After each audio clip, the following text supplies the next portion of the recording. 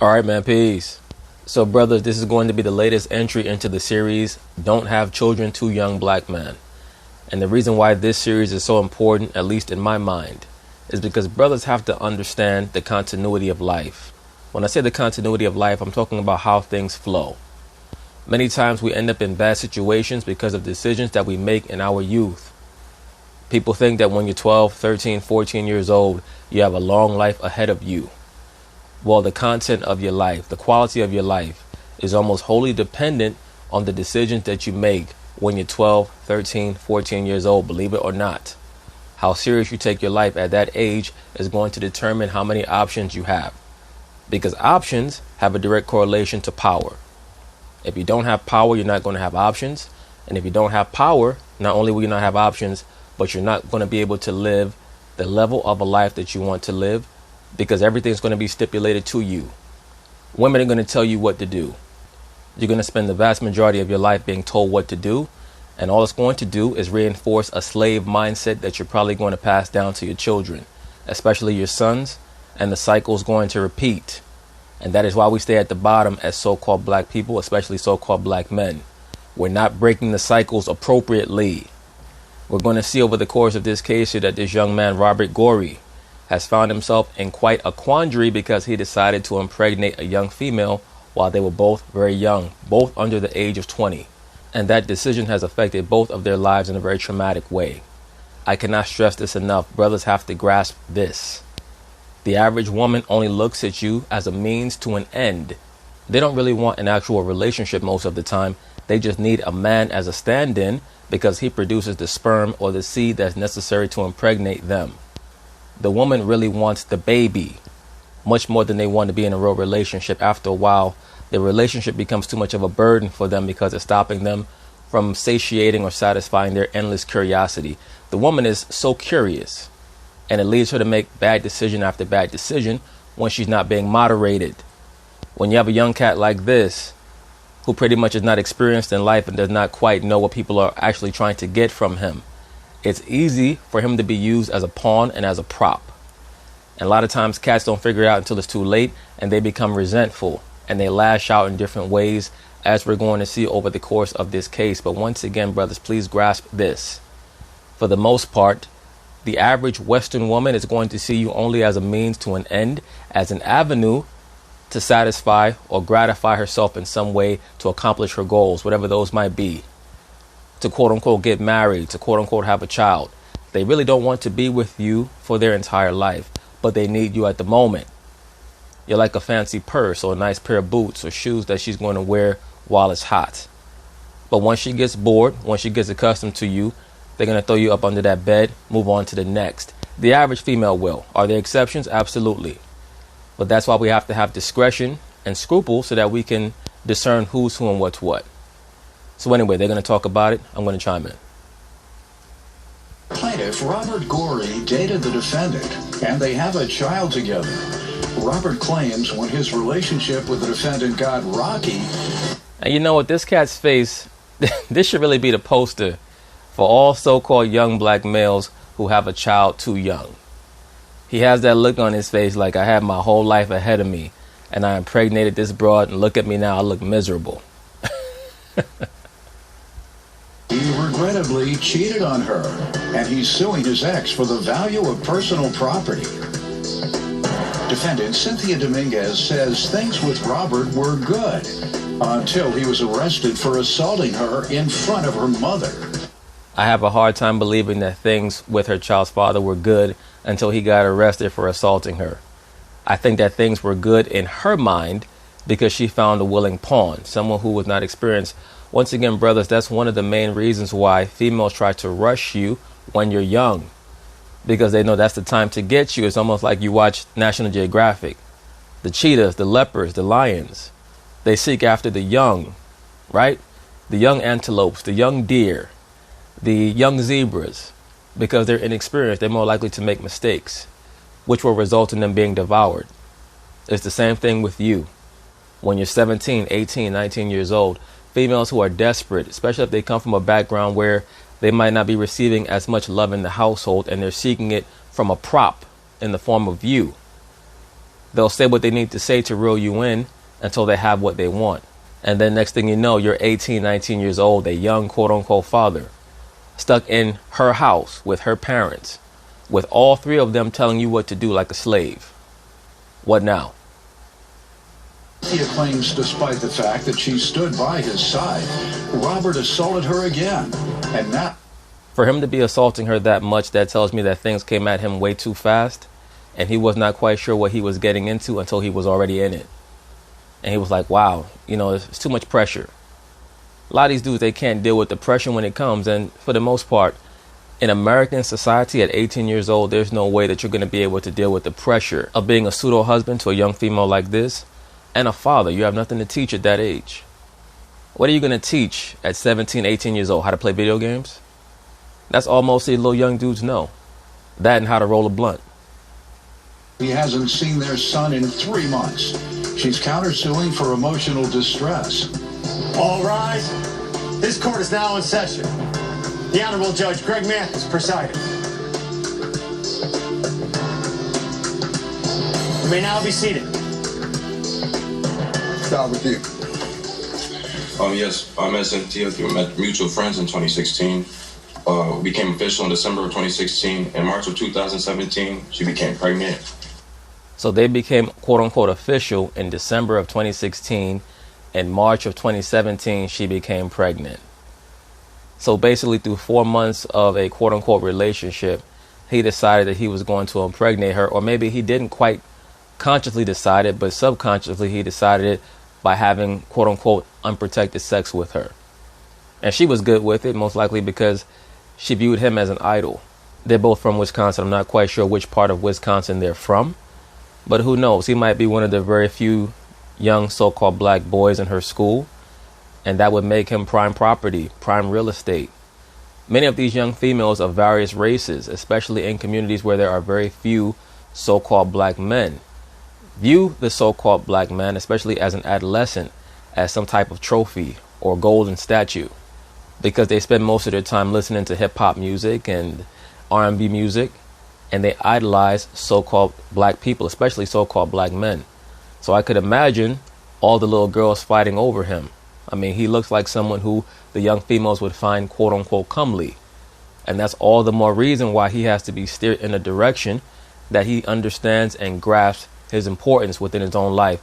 A lot of brothers make bad decisions because they don't want to invest in their life because they don't see the value in their life. And as he's going to convey later on in this case, his own father passed away when he was 5 years old. A 2-year-old son, Cameron, she had him in December of 2017. We had a great 2 years, 2.5 years. We got engaged in December of 2019.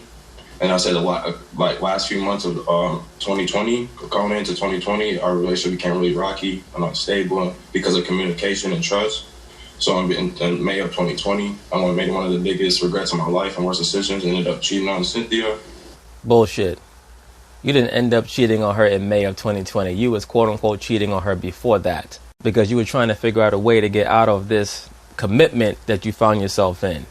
At 17, 18 years old, all of a sudden, this chick has your baby and you're marrying her, and you have not even gotten a chance to quote unquote sow your wild oats yet and bang out all these little broads out here.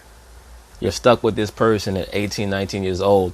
And even though you were going along with it, acting like the relationship was so positive, in the back of your mind, you're like, how the hell did I get here? And even more importantly, how the hell do I get out of here?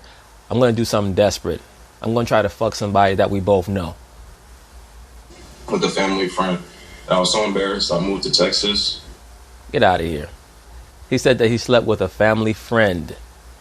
So he decided that he was going to bang out someone who they both knew, knowing subconsciously that it would get out and it would provide the impetus necessary for him to justify leaving that whole area, that whole locale behind, because he wanted out the whole time.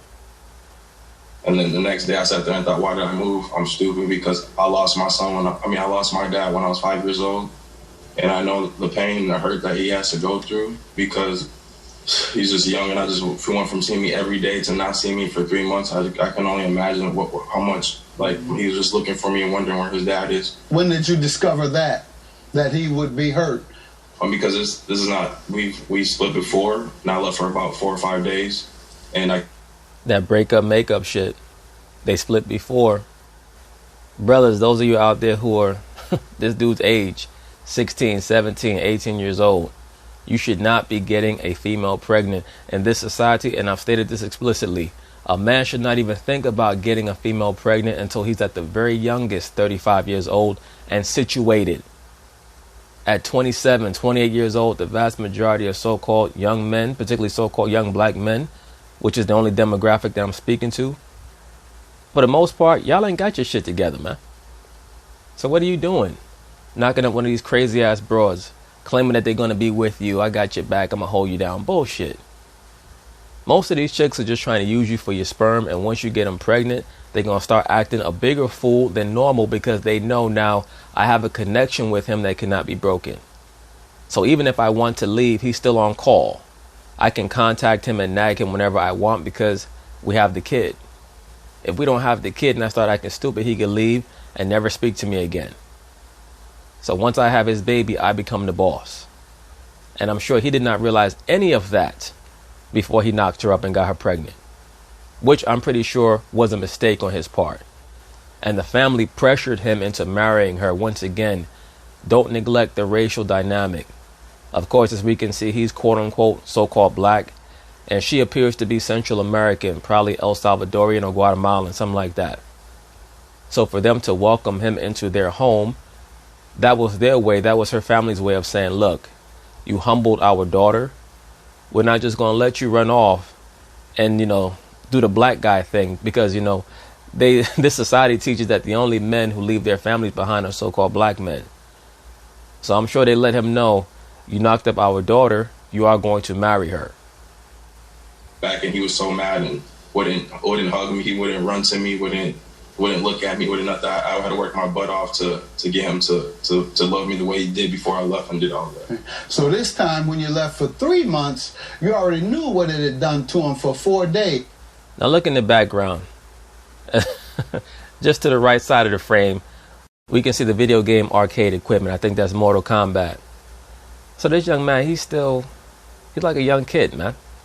I mean, not to say just because of the video arcade equipment, because we know there's 50-year-old and 45 and 60-year-old dudes out here still playing video games. But he clearly is not ready for this responsibility. Understand the greatness of the responsibility of presiding over a child. You basically are preparing that child for the next generation of problems. If that's the case, why would you do it for 3 months if it devastated him for 4 days? You didn't care? Because his fear of the responsibility of what he was going to have to undertake was greater than any sense of responsibility in raising that child. That's why. He knows that he has no idea how to raise a child. And that's why he's so scared. No, I have no clue, Your Honor. I was just so embarrassed, and I didn't think about his plans. I put myself before anything. Okay. Put yourself before your son. Because he's 18, 19 years old, he had no business having a child at that age. All right, because you knew how he would react. So you put your feelings ahead of his. Got it. Let me hear from you. Like he said, we met in 2016 through mutual friends. Our relationship was really good, and then... You mean the sex was really good? I'd gotten pregnant not too far into it, and our relationship kind of went downhill after an incident had occurred where Robert was arrested for domestic abuse. When was that? In 2017. Okay. 2017.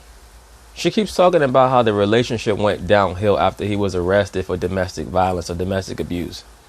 Well, it's clear to me that there was some abuse going on prior to that. She just doesn't classify it as abuse because it was verbal or mental in nature. And that's one of the initial phases of abuse from the woman. Mental abuse or verbal abuse. They'll try to talk you down, meaning disparage you in some way or denigrate you or play games with you. And if you're unaccustomed to those tactics, you may lash out. If you're unaccustomed to them or if you're immature in some way, that's your only way of get back is to hit the woman if you're unaware of her tactics. So it's obvious to me anyway that the defendant was talking down to him and probably was doing so habitually, and he lashed back, and maybe her family was as well, and he lashed out by hitting her. And no, I'm not trying to quote unquote blame the woman. Once again, it's his fault or whoever acted as a shepherd over his upbringing's fault for not preparing him for what real life is about. Real life is not about all hugs and kisses. The vast majority of these relationships today are going to lead to some level of toxicity because the woman is not raised to compliment the man. She's raised to compete with him in every way. He had hit me in my face in front of my mom. He was arrested for it. I was blinded by love. Right, but what led up to him hitting you in your face in front of your mother? That just doesn't make sense. Either you were yelling and demeaning him in front of your mother, or the both of you were yelling at him and demeaning him, and he lashed out at the nearest person there. But you're not just going to tell me you walked into the kitchen and said, "Babe, you want some cereal?" and he jumped up and smacked the shit out of you. I'm not believing that. Stood by his side through the court cases, and I know you was a ride or die chick, right? 95% of the time when these women brag about how loyal they are, it's through a process of dysfunction. They never talk about how loyal they are when the man needs them to stand by him as he's going through a transitional period in his life or as he's growing as a person. And he needs that patience to be there. 99% of the time, 95 to 99% of the time when a woman is bragging about her loyalty or how she stood by a man, it's through dysfunction. Many times that she loves and yearns for because it feeds into her natural characteristic of being an agent of chaos. Asked the judge and the district attorney not to give him any harsh punishment for the sake of his record and the things that he wanted to do in life to provide for our child. And they gave him a deferred prosecution. After the deferred prosecution, 3 days after, he had got violent again after the second time. Yeah, because he was resentful. And you probably were disrespectful. Once again, I'm not putting any blame on the so-called female in this situation. But there's nowhere in the world that he should have been involved in a relationship that serious at that age. No way in the world. Still stood by his side. I still believe that I'm sorry. I'm going to change. And I just wanted my family. I wanted my relationship. I thought Robert was everything that I could want in a person. Yeah, he was your token Negro statue. The token Negro trophy, I should say. Finally, after all these years, 3.5 years later, I found out that Robert cheated with a family friend. And finally, right then and there, I was just done. After I just couldn't do it anymore, I was just done. Because he was too young. He didn't have any business just being with you at 17 years old. You and your family trying to lock him down. Like, come on. And again, that's on him. You can't get a female pregnant and you're 16, 17 years old, however old he is. My son was really, really hurt. Before all this happened, I would never knock Robert as a parent because he was an amazing father to my child. When he up and left my child and didn't see him, hasn't seen him for 3 months, now I have negative things to say. Did he have a talk with him before he left? Yeah, he was like, "Little man, I'm out. Peace." Your son really. tell him why? I had to be made aware of his moving by his best friend. Damn, that man dipped so fast. He ain't tell anybody. He snuck out in the middle of the night with one of them sticks with a handkerchief on the back of it, whistling down the street. I know, but did he talk to your son either by phone or how old was your son? No, 2.5 years old. At 2.5, yeah, my granddaughter would have been able. I can only remember her at this point. I don't remember the 4 crooked kids I have. I remember I know that the grandbaby at 2.5, she could communicate and understand pretty well. Hell yeah, by 2 years old, 2.5 years old, children are able to interact and communicate extremely well. He was pretty hurt. He, before this, a few months before Robert leaving, we also were made aware that our son was diagnosed with autism. So that's really hard too. He has to go to a lot of different appointments and stuff. All right, you can come to court. And not to digress, but the name Robert, if I remember correctly, is a Norman name or a Norse name. William the Conqueror had a son by the name of Robert Curthose. That name Robert is when I say Norman or Norse, I mean a Viking name. The Vikings were so-called black men. But that's a whole other video series for another day. Try to get him some money and still have him come back to the baby and said, Dad ain't gonna be here for a certain amount of time. No, nothing. All right, sir. You want... Because he had no plans on coming back. That's why. That man does not want anything to do with your family. That's not to say that he doesn't, quote unquote, love the son. He might have love for the son, but he loves his potential freedom more, and he also resents the fact that in his view, he was pulled into a convention that he was unaware of. He thought that life was just going to be fun and games. Run up in this little Central American girl's coochie, bust a few nuts, head on back home and listen to NBA Youngboy and Chief Keef and whoever the hell these little dudes listen to today. Respond to any of that. She said, you're a woman beater. I did make a mistake, yes, Your Honor. In hitting her? Yes. How many times? Once. Just one occasion? Well, the first time, the incident she was talking about, it included her she was holding my child, and we got into a bad argument. I was trying to leave, and she was holding on to me, and I shoved her a little bit too hard, and she fell when she was holding my kid. And then the other incident was with the incident she just told you about, with my hand hitting her in the face with a backpack. Your hand hit him in the face.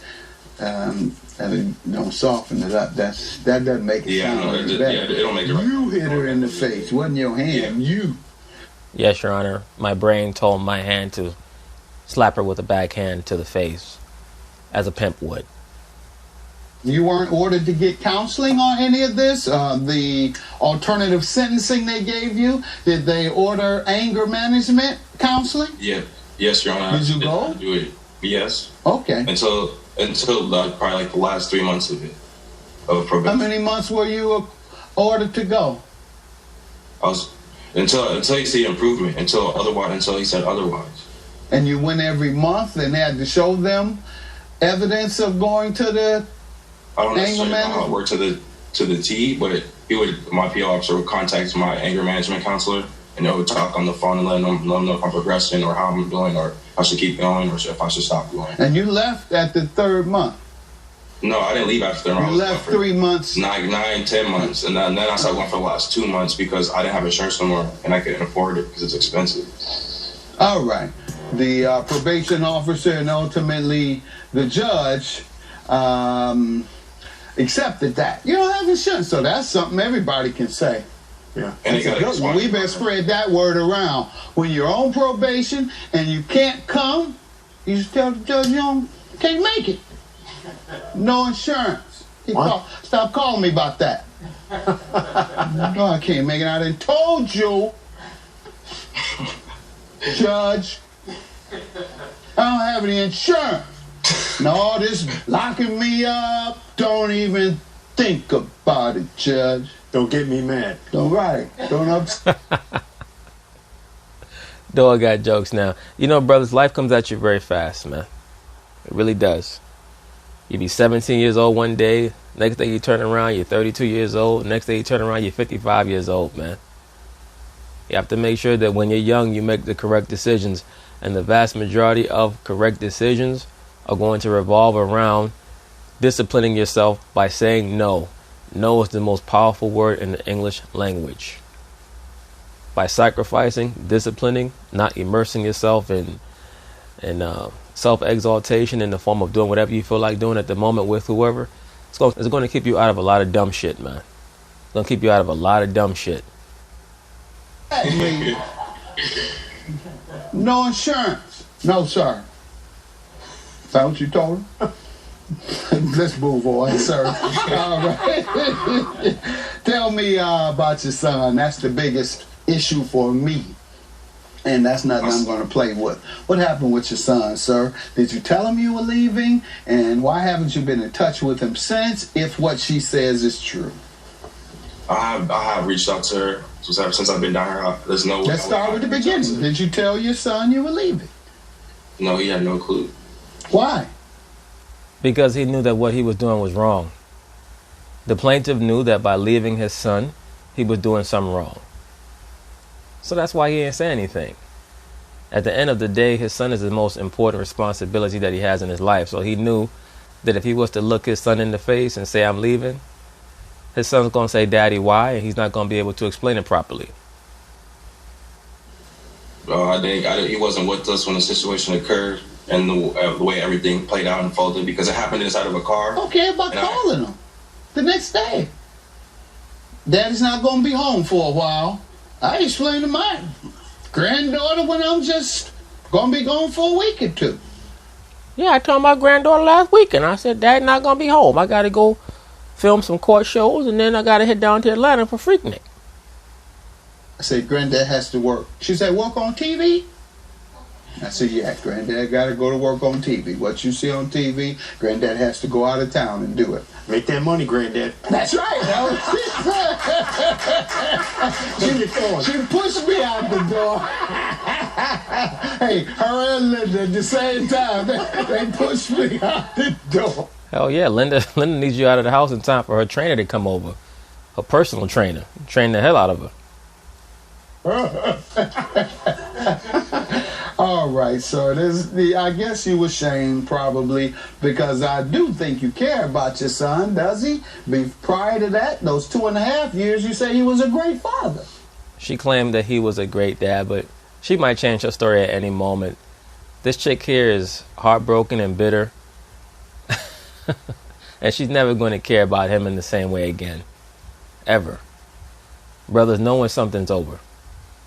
Absolutely. All right, he was just scared and he's, that's tough.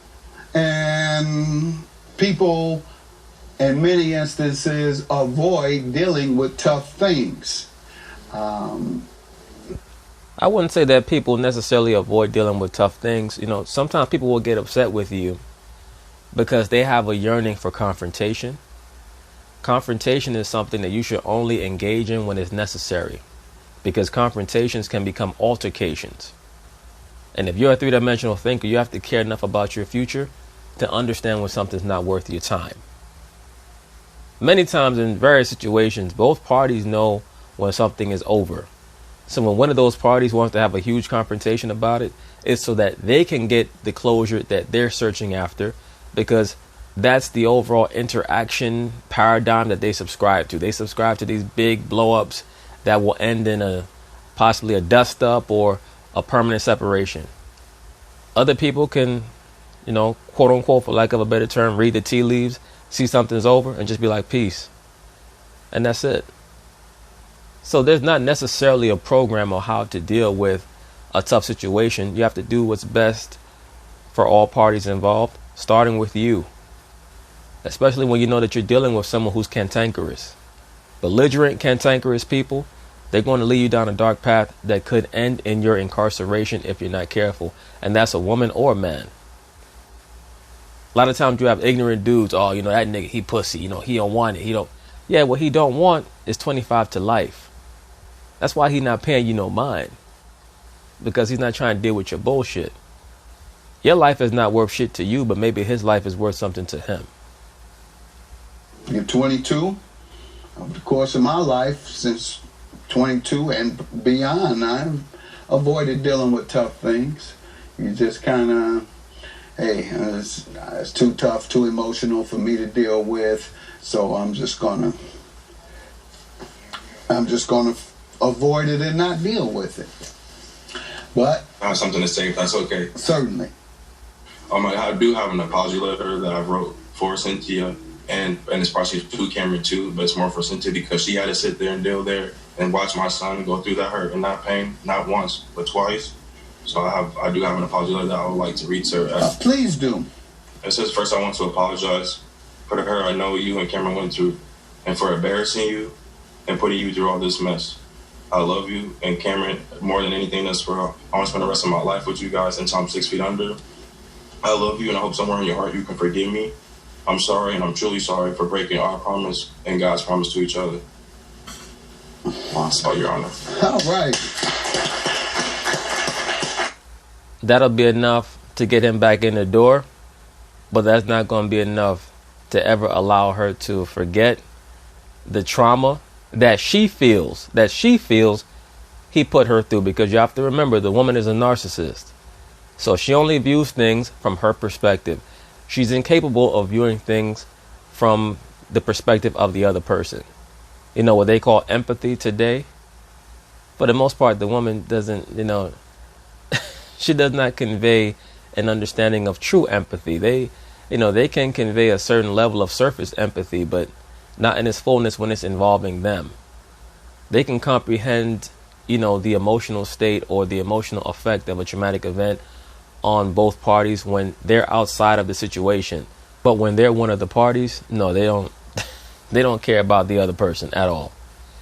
So to get back to the point, that long-winded apology that he gave will be enough to let him back in the door, but it won't be enough to allow her to forget and move forward. So I suspect that this young couple will get back together, but down the line, they're going to end up broken up again, because at the end of the day, he's still 19 years old and hot in his pants.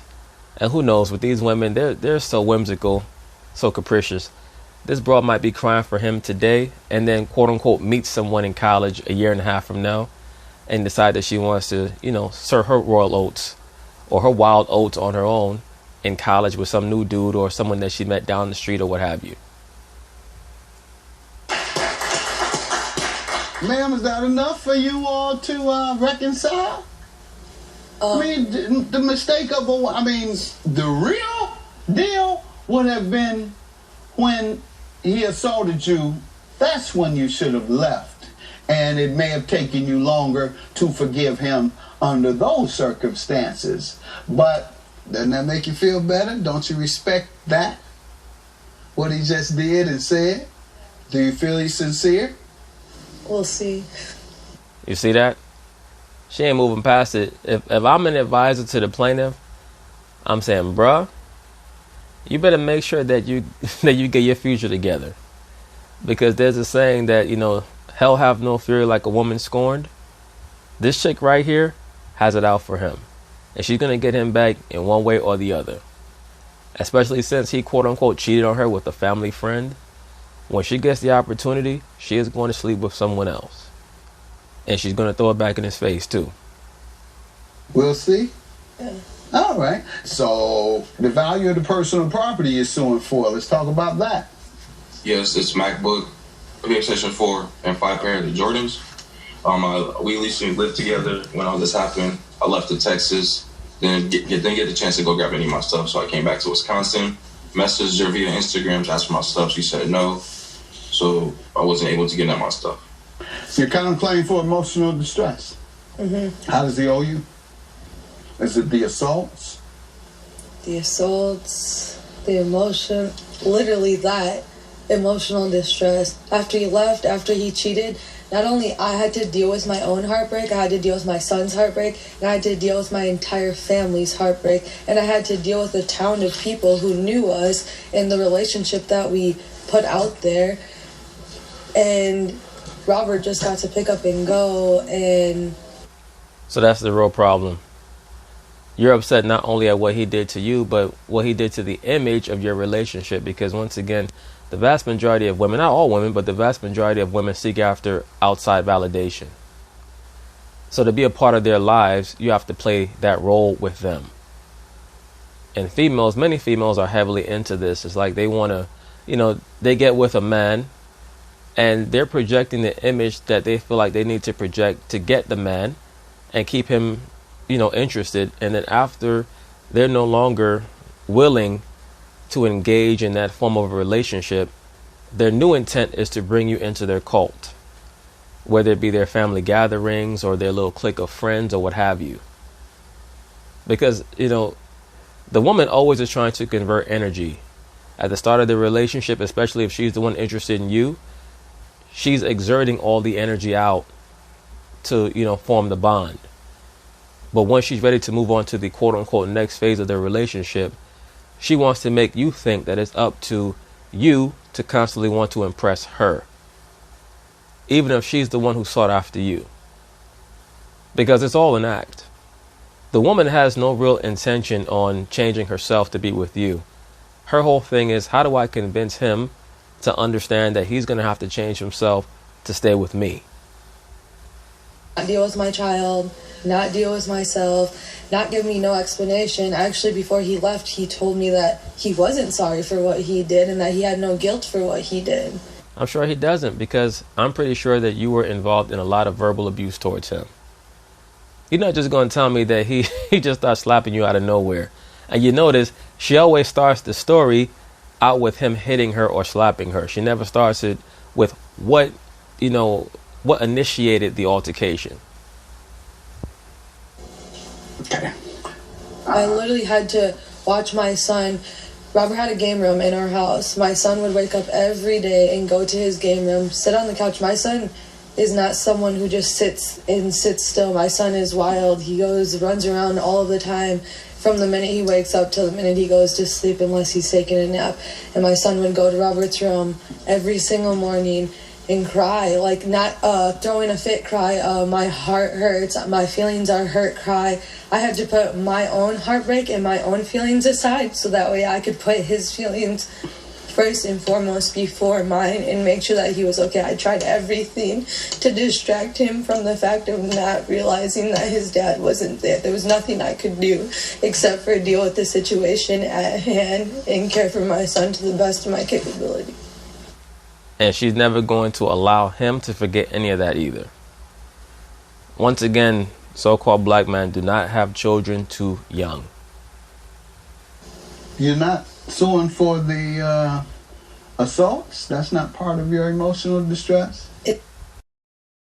Now, that was Judge Mathis's way of basically letting her know all that emotional shit that you've been going on and on about, that's not going to hold up to substantiate your counter lawsuit. So say something real, bitch. Okay. I mean, everything leading up to this, it's just But it is the assault included. Yes, it was my mistake to sit and believe I was blinded by love. The reason I keep focusing on... I hope that the plaintiff is hearing all this, because if he thinks he's going to come back into that household and it's going to be the same way that it was before, he's going to be very, very sadly mistaken. She said that she was blinded by love. A lot of the things that she's saying, I'm sure she was fed by her female relatives. You know, there are so many things that affect relationships today, whether it be, either party's friends or family members. The best way to have a continually positive relationship is to involve as few people as possible in your relationship, because the vast majority of people are very, very unhappy, and the only pleasure that they get out of life is sowing discord in other people's lives. On the assault, because that is typically the only way that judges award emotional distress. Yeah. It's when someone has engaged in domestic violence. Emotional distress is reserved for cases that are rare and extreme and outrageously bad. And hitting a woman is considered, for the most part, just that. Yeah. Everything else is normal relationship stuff. Yeah. And divorce. You can't sue a man that divorces you and the kids are distraught, or him the same way and the kids are distraught. Can't sue him for leaving. Can't sue him for being a bad dad. So for the effects of a breakup or abandonment, or however you want to characterize it, I can't give you any judgment for that. But let me give a little explanation on fatherless homes. Western civilization says that the man of the house is supposed to be a provider. No, not quite, sir. You're showing your age. Western civilization actually says that the man is no longer relevant in the house. What Western civilization stipulates is that the man be financially responsible for impregnating the woman. The woman is the institution of the family right now. I mean, she is the institution. She's the beginning and the end, the alpha and the omega in the family, in the model paradigm that is now being used to program Western society with. That everything begins and ends with the woman. She is the family. The man is just there. Now, back in Judge Mathis's youth in the 1970s, yes, the man was expected to be the provider. Now it's implied that the man should provide. But what does that mean? That doesn't mean that you are involved in in standard setting in the home. What it means is that once you impregnate the woman, she tells you how much money she needs and you have to give it to her. That's what the new definition of a provider is. The pressure is on us to provide. All men. But with black men, we are the least employed. That's why we have to make better decisions on who we decide to impregnate and when. So, the young man who's the plaintiff, unfortunately for him, most likely no one has ever taught him these things. The most discriminated against in the area of employment. That's why the so-called black man has to leave corporate America. We have to leave corporate America.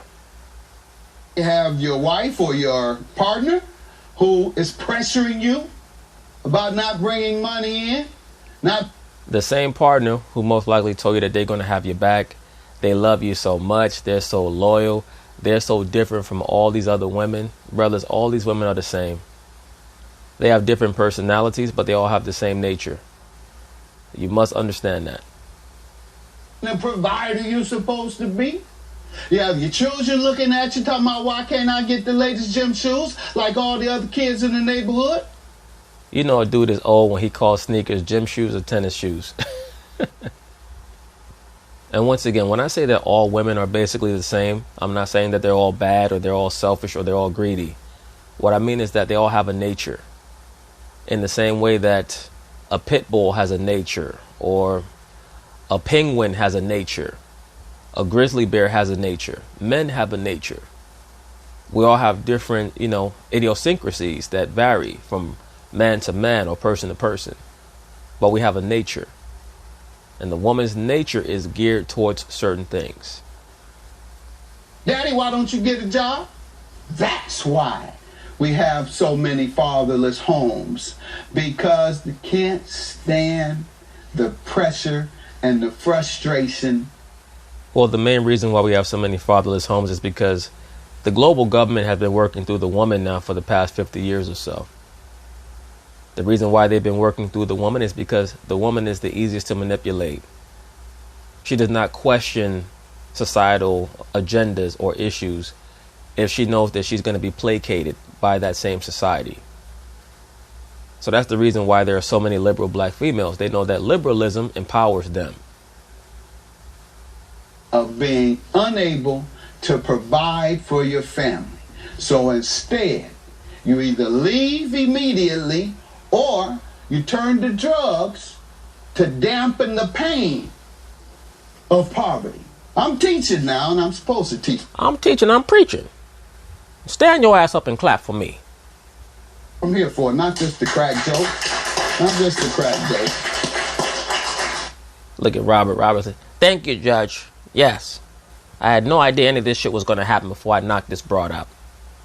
So put that in perspective. And I want everybody to put that in perspective. That pressure, that frustration, a lot of times they can't take it. Look at the chick. Look at the chick's face. The chick is like, bump all them excuses. Just pay me my money. And they start using drugs to dampen it. And ultimately those drugs are going to cause neglect of the household, perhaps even a leave, perhaps criminal activity, then incarceration. That's all races, particularly, however, those who are the least employed, which are... Right, but how do we solve these problems? And I'm going to be starting a series on this very soon. The liberal black man is the worst of them all. I talk about the liberal black female a lot, but their expectations are so low because they're two-dimensional thinkers anyway. The worst of the worst are these liberal black males who do nothing but complain about this society, but you embrace the philosophies and the ideologies that lead to your own destruction.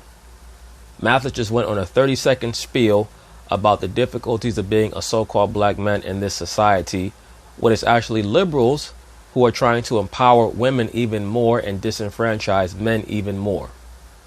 So, many times we have to take an audit of what we believe and why, and if what we believe is actually leading to the problems that we bitch and complain about. Man. All right. I'm going to give you an opportunity, sir, to show you care more about your family than you care about money this time. Last time you were scared. I understood that. I asked if she willing to get back together. She kind of gave me a maybe. Now, maybe you will if you dismiss this claim. Maybe you got a chance. But I promise you, if you sue her, and I grant you this money while you haven't even been in touch with your child. Look at the plaintiff. The plaintiff's like, shit, I can't get back my joy unless I get back with this bitch. That loan provide. You have zero chance of getting her back. Now, what you want to do? Yeah, what you want to do? You want to sell your soul and be a vassal to her and her family for your whole life?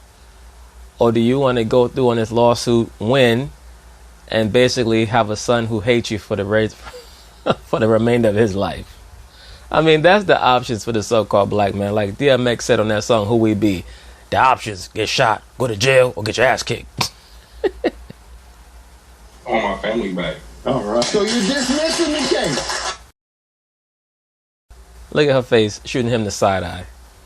She's heard too much from him to believe that. And I'm not quite sure if I believe it either. I think this nigga probably just bored in Texas and say, you know what, let me see if I can get my shit back. Maybe I could just, hit up that little El Salvadorian chick, get some coochie from her for about 6 months, and then just dip out again. You're dismissed, my man. All right, my man. And you have to pay her for those assaults, $2,000 for the assaults which created emotional distress. Good luck to you. You're going to give more consideration now, right? To forgiveness, right? Yes. Have a good day. I'm coming, Cynthia. Just know I'm coming. Awesome. Actions speak louder than words. That's. I hope that this works out for the brother's sake, but I doubt it. Once again, brothers, please make sure, I'm talking to you cats out there who happen to be younger and don't have any children yet, there's no rush. Don't let a woman rush you into impregnating her. If she's going to be with you for life, it shouldn't take a child to force her to be with you for life. So peace.